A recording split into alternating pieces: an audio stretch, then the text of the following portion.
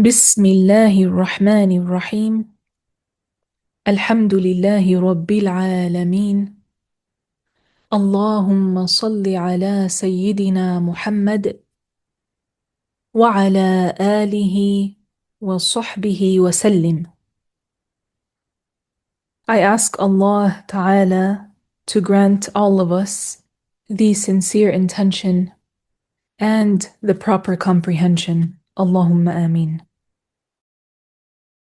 The next thing the Prophet sallallahu alaihi wasallam mentioned is paying as zakah. And this means for one to pay the amount that Allah made obligatory to pay. And that's not like what some people do. Yani those people who do not calculate what to pay. Rather, they would pick an amount and they say, I will pay this amount as zakah, without being certain that that amount is what he or she needs to pay, or without being certain that it exceeds it at least. One of our teachers said, one merchant said to me, at the end of the year, I take some of my money and I pay it as zakah, without calculating anything. He said, so I said to him, but you must be certain that what you're paying out equals or exceeds what you religiously have to pay as zakah. He said, but the man did not want to comply and put in the effort to calculate what he has in order to pay as zakah on it. Even though he would put the effort, even though he does put the effort in doing calculations when paying taxes for the government. Subhanallah. Without a doubt, these people will be asked on the Day of Judgment. Furthermore, one needs to pay the money of zakah to the deserving people. So it's not permissible for it to be given to someone who does not deserve to receive it. It's not permissible for one to take the zakah under the category of being amongst the poor people, while in reality, he is not considered poor. And some people do that. They accept to take the zakah. They say, yes, I am a poor person. I am a faqir, for example. They take it and they do not religiously deserve it. This is haram. This is haram. It's not permissible. Also, many people nowadays, they pay the zakah towards any good deed. Yani they say anything that is considered amalu khayr, a good deed, they give it to it.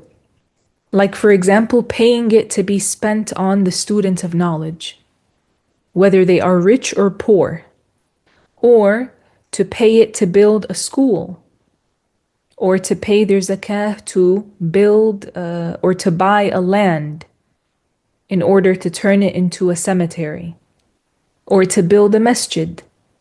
And brothers and sisters, all of that would be paying the zakah in other than what Allah Ta'ala permitted, meaning it is not permissible and it is not valid. If someone paid their zakah to any of these matters, any of these avenues, it would not be accepted from them. Why?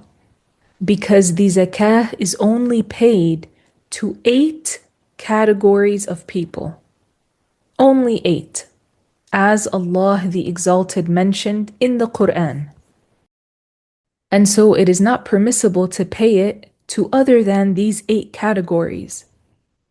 Allah the Exalted said in Sooratul-FaatiHah, verse 60, إنما الصدقات للفقراء والمساكين والعاملين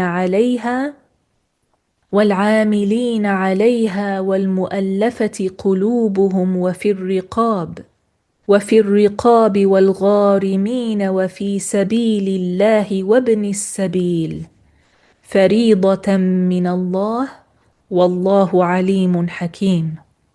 So this means the obligatory charities are only for, and then it lists the 8 categories, are only for the impoverished and the needy and the officials appointed over the charities and those whose hearts require reconciliation, and for the slaves who have a contract for purchasing their freedom, and for the indebted, and the volunteer fighters for the sake of Allah, and the stranded traveler, as an obligation from Allah, and Allah is knowledgeable about the welfare, wise about the distribution.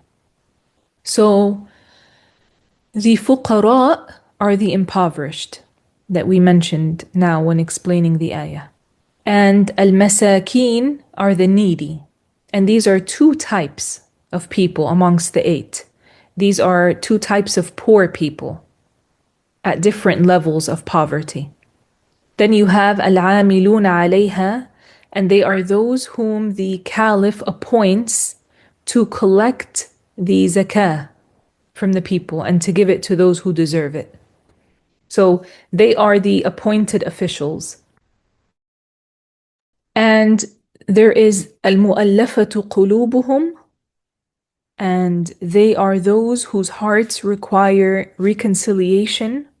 They are those who embraced al-Islam recently and they have not yet integrated with the Muslims. Now, according to the Hanafi school, no one qualifies for this category nowadays. What we are explaining is according to the Shafi'i school. However, if we mention a detail like that, it's for your benefit. According to the Hanafi school, this category doesn't exist nowadays. Yani there is no one that exists that fits that category nowadays. So one would have to pay their zakah to one of the other 7 categories. Then you have al-gharimun, and al-gharimun are those who are falling in debts. They have so many debts in such a way that their debts exceed what they have. Then you have fir riqab, and fir riqab, these are the slaves who made an agreement with their masters to buy their freedom. And so such a person is given from the zakah money to help him in fulfilling his part of the agreement to buy his freedom. Then you have وَفِي سَبِيلِ اللَّهِ, and fi sabilillah, some people, they misunderstand this. And this is a reminder that we don't just open the book of the Qur'an and read in it, thinking that we understand what is in it if we did not take it from a teacher in the proper way that the knowledge is taken. In some contexts, when we say fi sabilillah, it would mean for the sake of Allah. And some people read that and they actually think that you can pay your zakah to anything, any good deed, as long as it was something good, yani for the sake of Allah. But that is not correct. Had that been the case, what is the wisdom behind mentioning 8 categories? They would all be included under for the sake of Allah as a good deed, right? Rather, the 8 were mentioned because they are exclusively these 8. They are specifically these 8 categories and they exclude anything else.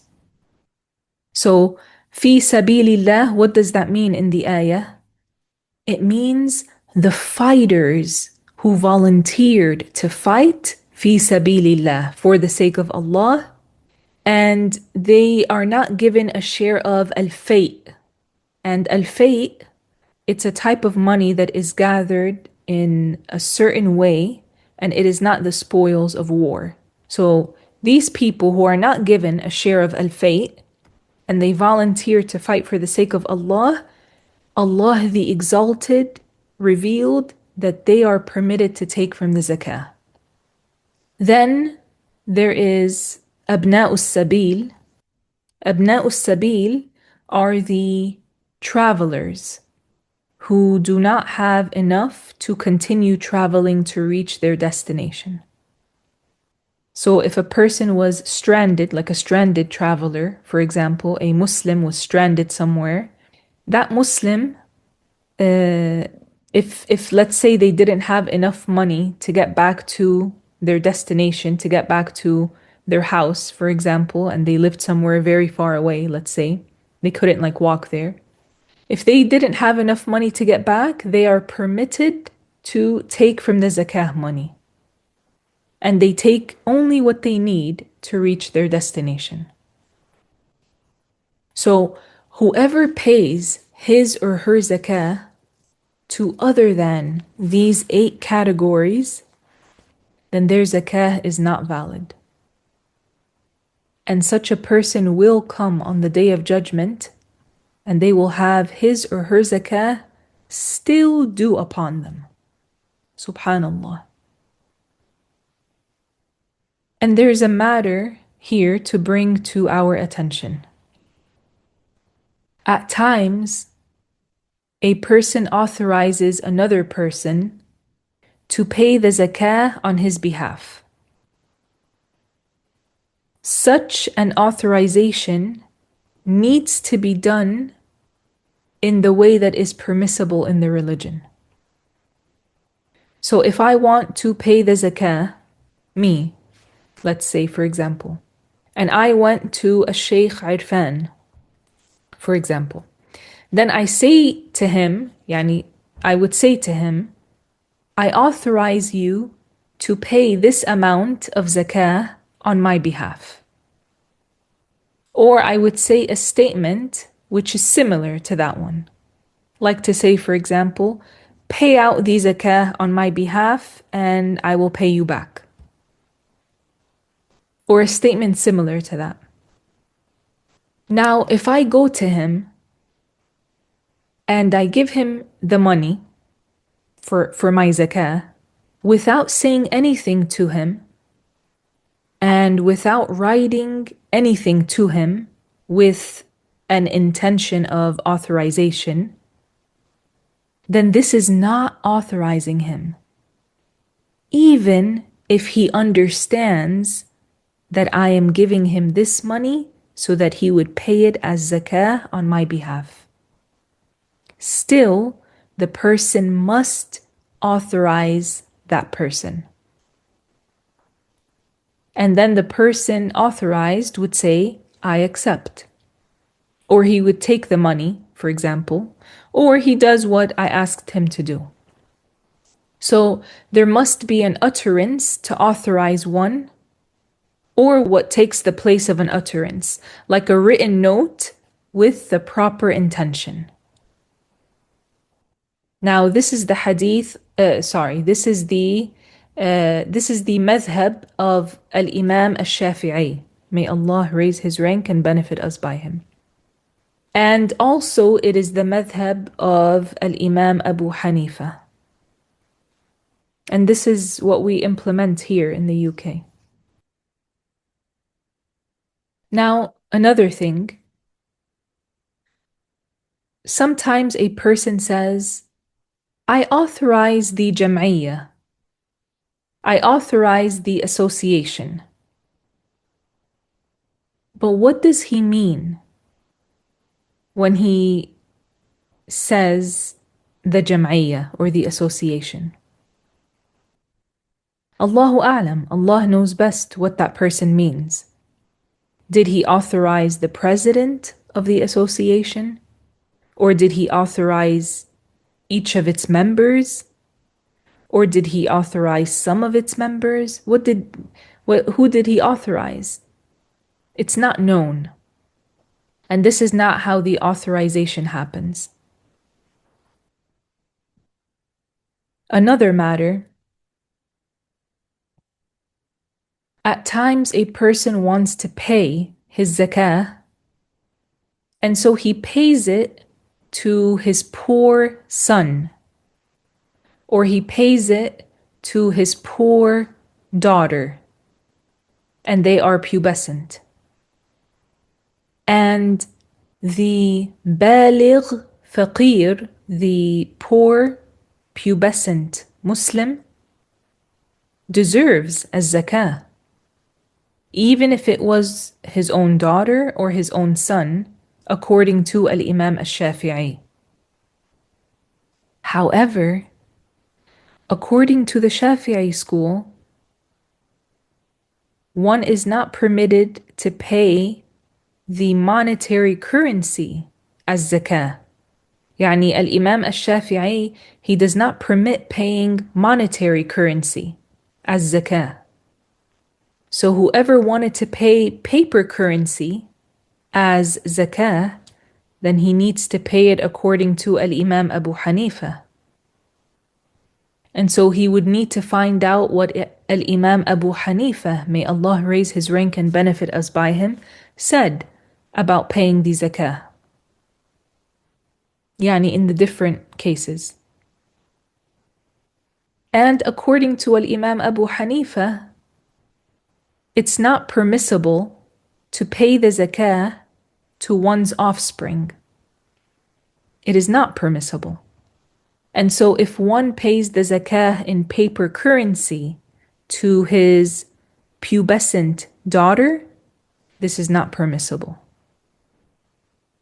One needs to pay attention to how he or she is paying their zakah so that they would ensure that they are paying it in a valid way according to the religion, so that one is not asked about it on the Day of Judgment.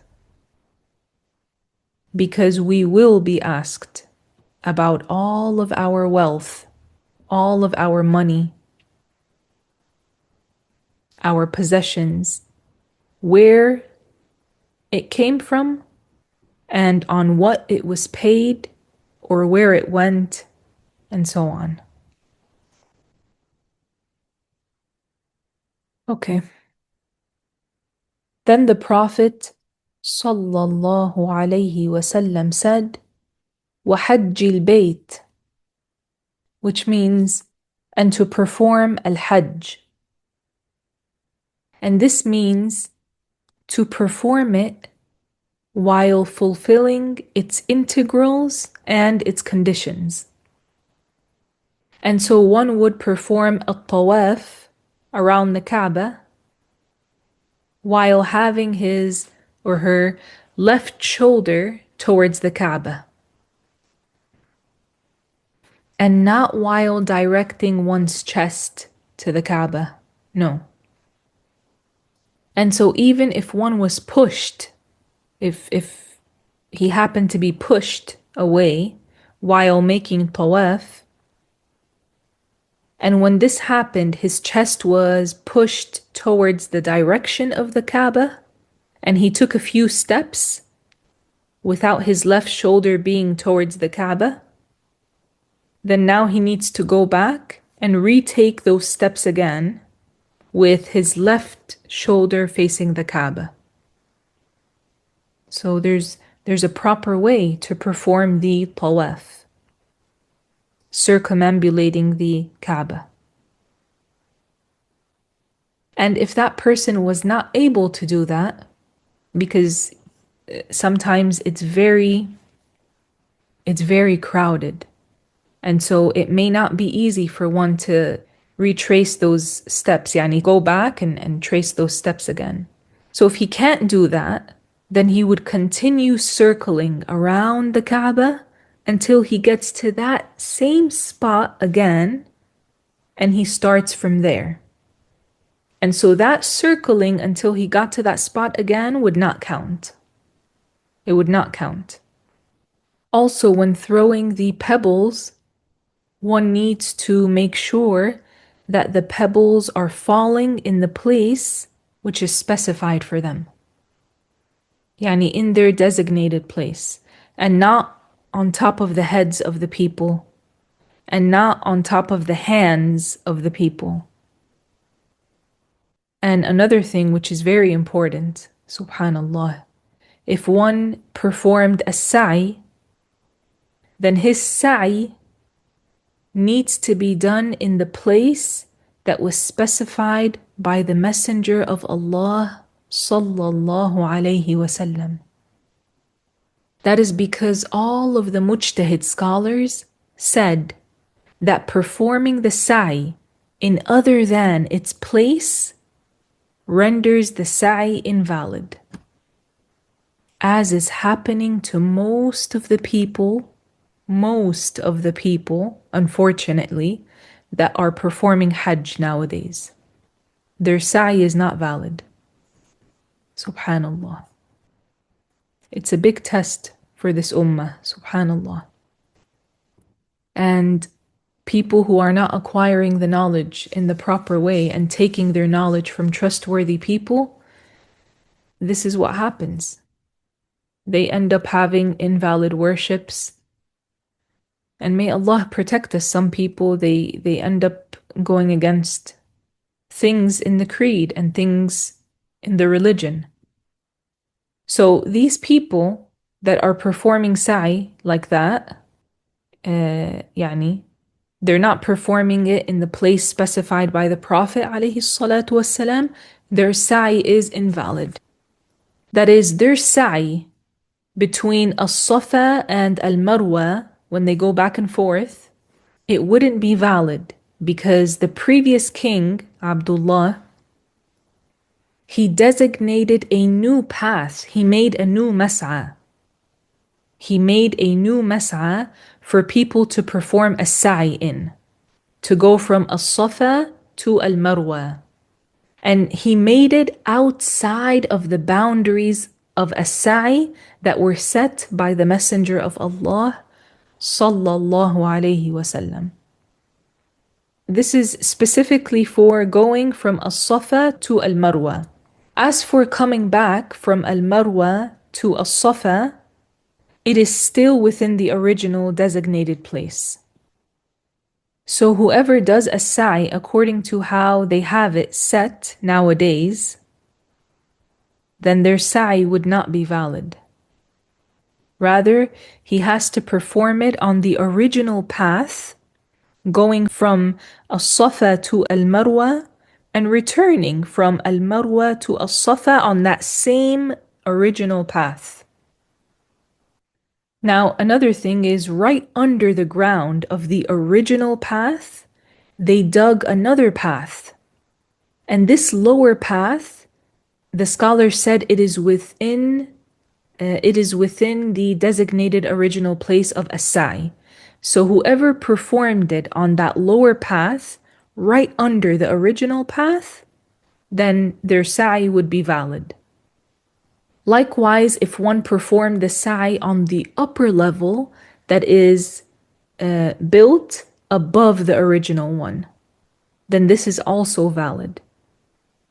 If one performed it exactly above the original path, or if one does it on the original level and they went against the direction of the people, because you're going to see people going in the other direction if you're doing it in the original mas'a. If one did it there and they went against the crowds, they went against the direction of the people while going from as-Safa to al-Marwa, then this is valid. And no one will object to him unless they were a large group of people going in the opposite direction. But the people that are there, they might say something to you. Yani the people that are walking, they might say, hey, you're going the wrong way. You might hear that a lot. You just keep going. You know what you're doing because you learned. You just keep going. Subhanallah. Subhanallah. I just remembered the hadith of the Prophet alayhi salatu wassalam, where he said, Tuba lil ghuraba. Extremely blessed will be the strangers. He was asked, وَمَنْ هُمْ الْغُرَبَاء يَا رَسُولَ اللَّهِ? Who are these ghuraba, these strangers. He said they are the ones who fix the discrepancies that people made to my sunnah, my way of doing things after me. This is in the hadith that starts, إِنَّ الْإِسْلَامَ بَدَأَ غَرِيبًا وَسَيَعُودُ غَرِيبًا كَمَا بَدَأَ فَطُوبَى لِلْغُرَبَاءِ. That verily, al-Islam began, yani it spread and it was like something strange to the people. And the Prophet said, and it will indeed return to being something strange to the people. Yani the correct religion, the correct rulings, the correct ways of performing the worships and the correct ways and laws and what the Prophet came with, it will be strange to the people again. And that's how it is nowadays. When you try to teach someone the correct way, many times they look at you like you're saying something strange. The Prophet said, فَطُوبَى لِلْغُرَبَاءِ. Extremely blessed will be those strangers. He was asked, who are they? The companions were interested when they heard the Prophet saying Tuba about these people. He said, they are those who correct the discrepancies that happened to my sunnah, meaning the way that the Prophet came with, creed and rulings after me. Yani those who corrected people in the matters of the creed and in the matters of the rulings. When the Prophet says my sunnah, it doesn't only mean the matters of the sunnah which are not sinful to leave out and they are rewardable if you do them, like the optional things. That's not what is meant. Yani it's not merely that. What is meant is the creed and the rulings that the Prophet came with. Sunnati means my way. My way in the creed and my way in the rulings that I came with. We are definitely living in strange times. Subhanallah. May Allah make us amongst the sincere, honest Muslims. Allahumma ameen. This is a test for people.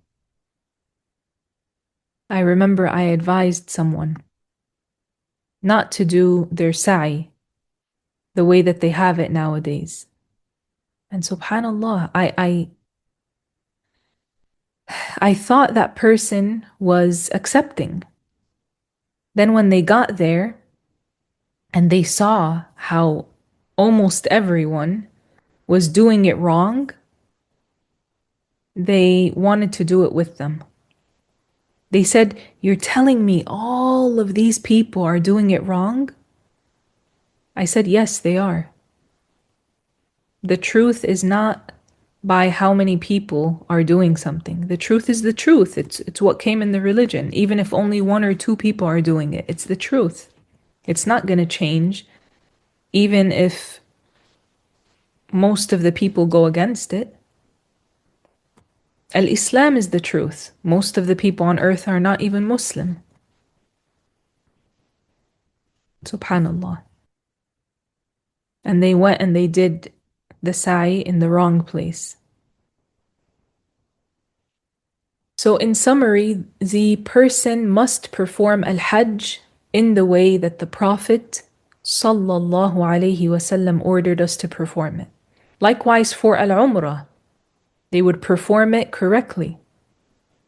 The Prophet alayhi salatu wassalam said in the hadith, خُذُوا عَنِّي مَنَاسِكَكُمْ, which means if you want to perform al-Hajj the way that Allah ordered, then do as I do. Then do as I do, the Prophet said. خُذُوا عَنِّي مَنَاسِكَكُمْ.